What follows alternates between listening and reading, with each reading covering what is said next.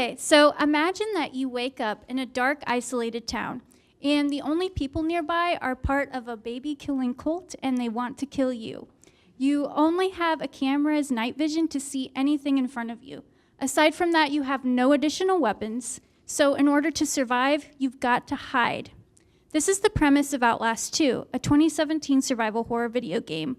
And I chose Outlast 2 as my video game for user testing simply because it encompasses all the basic characteristics of survival horror. It's very restrictive in its nature, taking all control away from the player with only one way to move forward and no way to fight back. Now, imagine that scenario again if you were using virtual reality enhancement. Virtual reality enhancement allows the player a more engaging and interactive experience with this virtual world.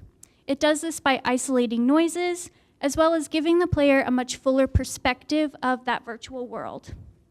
Now, my thesis study encompasses and evaluates the ways in which a player engages with Outlast 2, with and without using virtual reality enhancement. This is so I can identify what components of survival horror video game design truly encompass and promote the highest level of player engagement, which I will refer to from now on as optimal player immersion. Now, in short, I'm trying to figure out the best possible way to not only challenge and excite players, but also scare them so that they don't become too bored or too afraid to continue playing the game. I'll do this by using 3 different methods. The first is user observation, which is simply me watching the player as they're playing Outlast 2.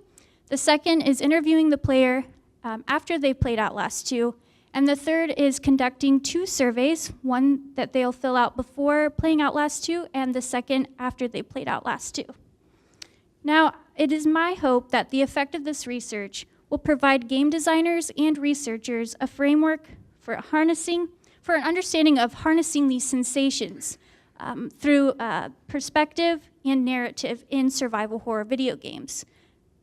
This will create the best possible gameplay imaginable for you, the player. This is exactly what I mean by optimal player immersion. Thank you.